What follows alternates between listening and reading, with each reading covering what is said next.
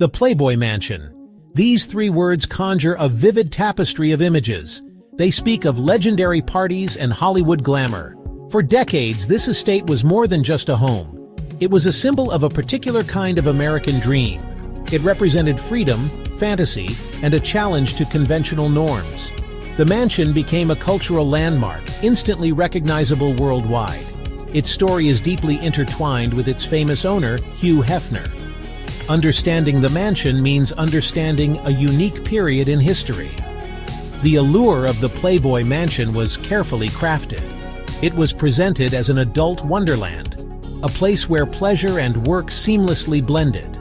Stories of celebrity guests and beautiful women filled magazines.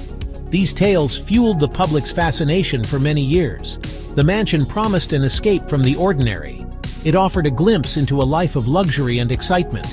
This carefully managed image made it an object of desire. Many people dreamed of receiving an invitation to its exclusive events.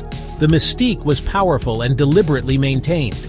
Join us as we explore what truly happened within those famous gates.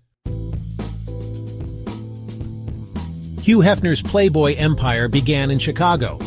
The original Playboy Mansion was located there. It was a grand 70-room brick and limestone residence. This first mansion established the template for Hefner's unique lifestyle. It hosted legendary parties and famous guests. It was the center of Playboy operations for many years. However, Hefner eventually sought a new stage.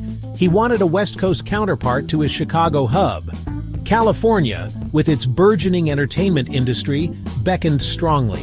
In 1971, Hefner found the perfect property. It was a stunning Gothic Tudor estate in Holmby Hills, Los Angeles. The asking price was just over $1 million. The mansion was built in 1927 for Arthur Letts Jr., son of a department store magnate. Its architect was Arthur R. Kelly. Hefner quickly began to transform the property. He added his signature touches to make it the Playboy Mansion West. The most famous addition was the Grotto. This man-made cave with a swimming pool became legendary. He also installed a private zoo and a game house. The mansion was wired for sound and video throughout. It became his primary residence and the new heart of the Playboy world. The Playboy Mansion's golden age spanned several decades. This period, roughly from the 1970s through the 1990s, defined its legend. It was a time of lavish parties and constant activity. The mansion operated almost like a private club. Access was highly coveted by many people. Invitations were extended to celebrities, artists, and influential figures. Hugh Hefner was the ever-present host, often in his signature pajamas. He orchestrated the social scene from his personal quarters. The atmosphere was designed to be one of relaxed indulgence. Life inside the mansion for the Playmates was structured. While it appeared to be a continuous party, there were rules. Playmates often had curfews and specific duties. They were part of the Playboy image and brand. Their presence contributed to the mansion's allure. Many have spoken about the experience in different ways. Some recall it fondly as a unique opportunity. Others describe a more controlled and sometimes difficult environment. The reality was complex, often differing from the public perception. The mansion itself was a sprawling estate. It featured numerous bedrooms, a large dining room, and a movie screening room. The grounds included a swimming pool, the grotto, and tennis courts. The property was staffed around the clock. The Playboy Mansion was a magnet for celebrities. Actors, musicians, athletes, and artists flocked to its gates. It was a place where the famous could relax and mingle. They could do so away from the prying eyes of the public. Hugh Hefner cultivated relationships with many stars. He enjoyed being surrounded by talent and fame. This, in turn, enhanced the mansion's prestige. The guest list for any given party was often a who's who of Hollywood. Some of the most legendary parties took place at the mansion. The annual Midsummer Night's Dream Party was a highlight. Guests attended in elaborate costumes, often lingerie-themed. Halloween parties were also famous for their scale and celebrity attendance. Movie nights were a regular occurrence. Hefner would screen new releases and classic films for his friends. These events were meticulously planned and executed. They contributed significantly to the mansion's mystique. Many famous names are associated with the mansion. John Lennon reportedly once put out a cigarette on a Matisse painting there. Jack Nicholson was a frequent visitor. Warren Beatty, Leonardo DiCaprio, and countless others passed through its doors. These celebrity connections fueled public fascination. Section 5. Beneath the Surface, the truth about the infamous grotto. No feature of the Playboy Mansion is more iconic than the grotto. This man-made cave, complete with a swimming pool and whirlpools, became legendary. It was depicted as the epicenter of hedonistic pleasure. Stories of wild parties and intimate encounters in the grotto abound. It was a key element of the mansion's mystique. The grotto symbolized the carefree and uninhibited lifestyle Playboy promoted.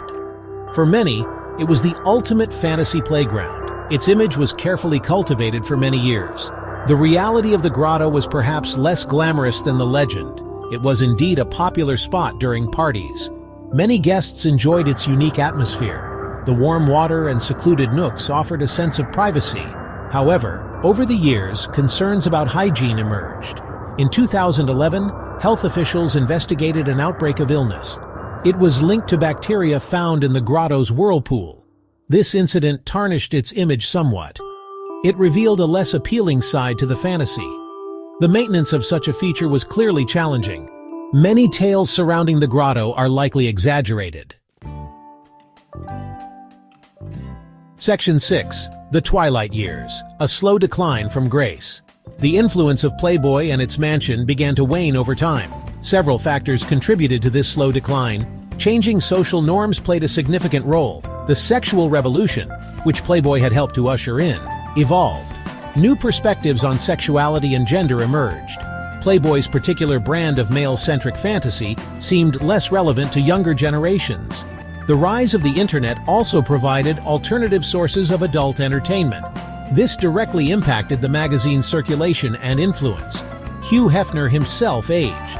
As he grew older, his public presence diminished. The vibrant, energetic host of the mansion's heyday became more reclusive. While he continued to embody the Playboy lifestyle, his energy naturally waned. The parties, though still held, perhaps lost some of their earlier spark. The mansion, once the epicenter of Hollywood cool, began to feel like a relic of a past era. Its cultural currency was not what it once had been. This shift was gradual but undeniable. Section 7. A New Custodian, the landmark sale of an icon. In early 2016, a significant announcement was made. The Playboy Mansion was officially put up for sale. The asking price was a staggering $200 million. This news signaled the end of an era. For over 4 decades, the mansion had been synonymous with Hugh Hefner.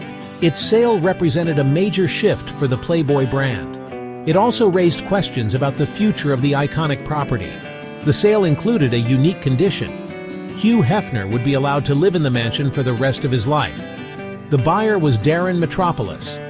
He was a principal at the private equity firm Metropolis & Company. He was also the son of billionaire investor C. Dean Metropolis. Interestingly, Darren Metropolis already owned the property next door to the Playboy Mansion. He had purchased that adjacent estate, Hefner's former marital home, in 2009. The final sale price for the Playboy Mansion was $100 million. This was half the original asking price, but still a substantial sum. The deal was finalized in August 2016. The life tenancy agreement for Hefner was a key part of the deal. It ensured that the Playboy founder could remain in his beloved home. Section 8. Preserving a Legend, the mansion's journey post-Hefner. Following Hugh Hefner's death in September 2017, Darren Metropolis took full possession of the Playboy Mansion. The life tenancy agreement had concluded. This marked the true beginning of the mansion's next chapter. Metropolis had previously stated his commitment to restoring the estate.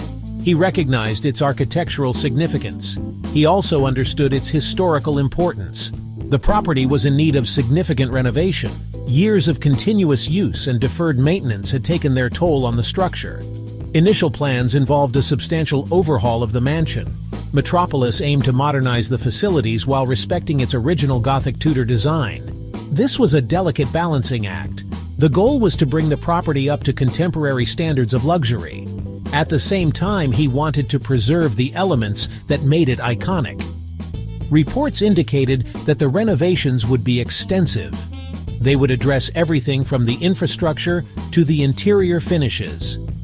The famous grotto was also part of these renovation discussions. Section 9. More than just bricks and mortar. The mansion's lasting echo. The Playboy Mansion is more than just a collection of bricks and mortar. It stands as a powerful symbol of a specific era. It represents the cultural shifts of the mid-20th century. It embodies the dreams and excesses of Hollywood. Its story is a fascinating chapter in American social history. Hugh Hefner created not just a home, but a living brand extension. The mansion played a crucial role in shaping the Playboy image. It was a place of fantasy, fame, and sometimes controversy. Its legacy is complex and multifaceted. The mansion's influence on pop culture is undeniable. It has been referenced in countless films, television shows, and songs. It remains a subject of public fascination. Documentaries and articles continue to explore its history. The stories of its legendary parties and famous guests endure. Even as it transitions into a private residence, its past echoes loudly. It serves as a reminder of a time when celebrity culture was different. It also highlights the changing nature of media and entertainment. The mansion was a product of its time. What can we learn from the story of the Playboy Mansion?